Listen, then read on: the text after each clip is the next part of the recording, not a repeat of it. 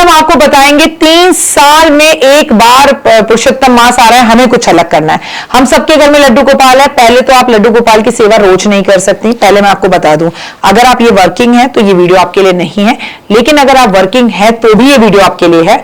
अगर आप मान लें और ठान लें तो आप कर सकती हैं। पुरुषोत्तम मास में हमें सुबह जल्दी तो उठना ही है। पहली बात तो मैं आज आपको बताऊंगी कि लड्डू गोपाल की सेवा पुरुषोत्तम मास में और दिनों के अगेंस्ट अलग कैसे की जाए। कुछ सावधानियां बरतनी होती है, पर ये बात याद रखिएगा कि नॉर्मली लड्डू गोपाल की पूजा हम 365 दिन करते हैं, पर जो साल में 3 साल में एक बार महीना आ रहा है उसमें तो कुछ अलग करेंगे ना। पहला मैं आपको बताऊंगी कि हर रोज इन्हें स्नान कराएं। कई लोगों के घर में रोज स्नान होता है, लेकिन कई लोगों के घर में जो है हफ्ते में एक बार होता है, 3 दिन में एक बार होता है। लेकिन पुरुषोत्तम मास में ऐसा नहीं चलेगा, हर रोज स्नान कराएं। अगर आप घर की अकेली महिला है, आपको पीरियड्स है, तो फिर छोड़ दीजिए, लेकिन कोई और है करने वाला तो करे।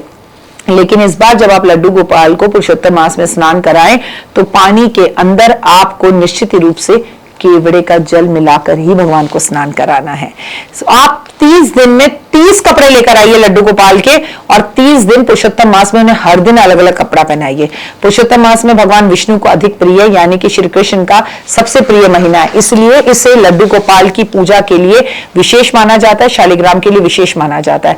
अगर आप देश में हैं या विदेश में हैं तो लड्डू गोपाल को अपने मंदिर में रखें, हर रोज उनकी सेवा करें। अपने पुरुषोत्तम मास को लड्डू गोपाल को आप इस 30 दिन में 30 तरह के लड्डू बनाकर खिलाइए। जो लड्डू बाजार से ला सकते हैं बाजार से लीजिए, लेकिन जो लड्डू घर में बन सकते हैं उन्हें घर में 30 दिन में 30 तरह के लड्डुओं का भोग जरूर लगाएं। पुरुषोत्तम मास में लड्डू गोपाल को रोज आपको एक जो जैसे कहते हैं ना मक्खन का लड्डू बनाकर भोग लगाना है, और उस पर एक तुलसी का पत्ता रखकर, और ये घर में उस व्यक्ति को 30 दिन तक खिलाना है जो आपकी बात सुनने को तैयार ही नहीं है, या वो एक बुरे वक्त से गुजर रहा है। इतना छोटा सा लड्डू बनाना, उस पर छोटी सी तुलसी रखना, उन्हें भोग लगाना, तेरा तुझको अर्पण क्या लागे मेरा, और फिर उस शख्स को खिला देना वो लड्डू पूरा कि खा जैसे। उसमें थोड़ी सी मिश्री मिला देना, मीठा मीठा मक्खन, हा मुंह में पानी आ गया। और वैसे भी सुबह से शूटिंग करे, सच में अब तो भूख भी लगने लगी है। पुरुषोत्तम मास में लड्डू गोपाल की पूजा के दौरान आपको उन्हें मीठे मीठे मौसमी फलों का भोग लगाना है। परिवार उस फलों को काट कर खाए। ऐसा कहा जाता है कि मल मास में सभी महीनों में सबसे निमित्त दर्जा दिया गया। इसी दौरान कोई शुभ कार्य नहीं किए जाते, लेकिन भगवान की पूजा से पुरुषोत्तम मास मल मास में जो फल मिलता है वो बाकियों से बिल्कुल अलग है। और भगवान ने जिस महीने को पुरुषोत्तम मास, जो कि पुरुषों में महान हो, अपना ही नाम श्री कृष्ण ने दे दिया हो, उससे बड़ा महीना और क्या हो सकता है। आपको बता दूं कि लड्डू गोपाल को पूरे महीने आप इत्र जरूर लगाएंगे, अलग अलग तरह के श्रृंगार करेंगे, उनके बालों का स्वरूप अलग अलग होगा। लड्डू गोपाल बेड़ा पार करेंगे। बस अगर आप लगातार घाटे में हैं, असफलता मिल रही है, पुरुषोत्तम मास में शंख जरूर बजाएं उनके सामने, नकारात्मकता को वो दूर करेंगे, और अपनी मनोकामना को रोज उनके सामने लिख कर रखें, और शाम को कपूर रखकर इसे जला दें। एक बात और बता दूं, बहुत प्रयास करने के बाद भी कारोबार में वृद्धि नहीं हो रही है तो पुरुषोत्तम मास में रात के टाइम पे लड्डू गोपाल को तुलसी की माला अर्पण करें। जो बाजार में आते हैं ना, 30 तुलसी की माला खरीदिए और रोज एक माला अर्पण कीजिए, और अगले दिन ये तुलसी की माला अलग अलग लोगों को, सहेलियों को, ब्राह्मणों को, लोगों को जो उस माला का सम्मान करें उन्हें बांट दीजिए। इससे आपका कारोबार चलने लगेगा। और ओम नमो भगवते वासुदेवा का जाप भी करें।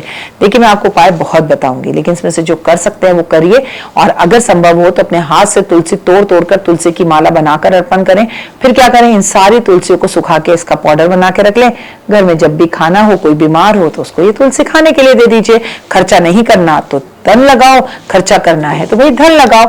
अगर कलह मचा हुआ है तो लड्डू गोपाल के सामने बहुत सारा कपूर रख दीजिए 30 दिन के लिए, और लगातार इस कपूर को अपने घर में जलाना शुरू कर दीजिए। इससे घर का नकारात्मकता दूर होगी, लड़ाई झगड़े दूर होंगे। जीवन में बार बार कार्य बिगड़ रहे हैं तो आपको पुरुषोत्तम मास में लड्डू गोपाल को हर रोज एक मोर पंख अर्पण करना है अपने ही घर में, और इस मोर पंख को लास्ट में बांध कर अपने घर के मुख्य दरवाजे पर साल भर के लिए टांग दीजिए।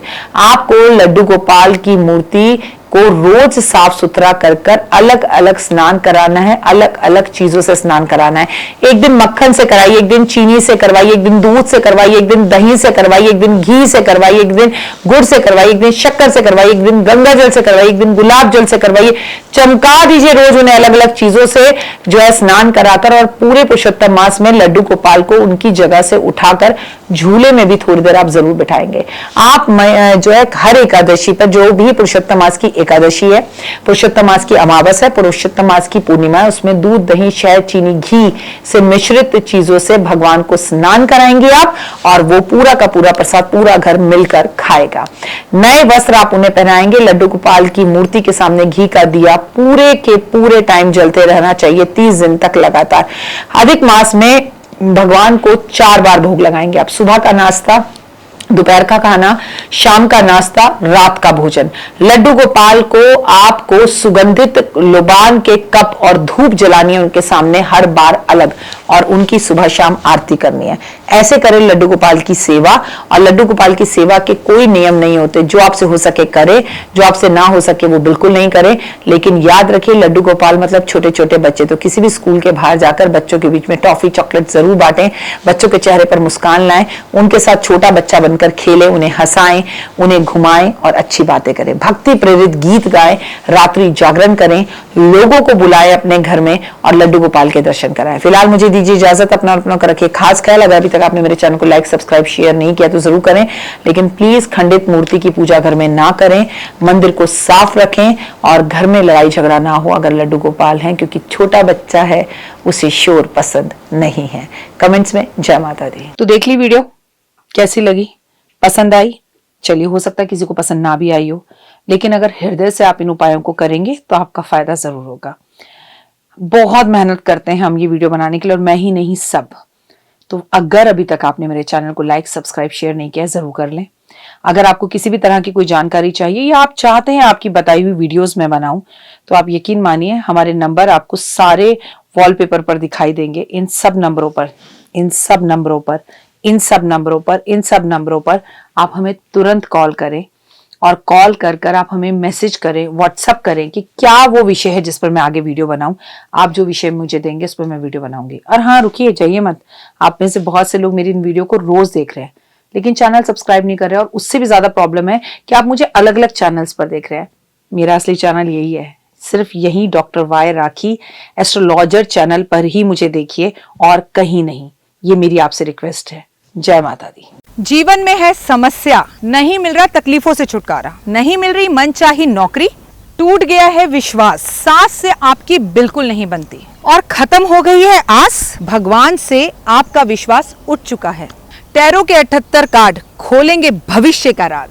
सरकारी नौकरी से हैं आप कोसों दूर, कुंडली जगाएगी कुंडली जागरण, कुंडली बताएगी आपका भविष्य। ऊपर से ये जादुई हवाएं, ऊपरी हवाएं, जादू टोना तंत्र विद्याएं, पति पत्नी और वो, करना होगा खुद पर विश्वास। दीजिए मुझे भी एक मौका, अपनी कुंडली दिखाइए, टैरो कराइए, लेकिन अपनी जिंदगी को जल्द बदलवाइए।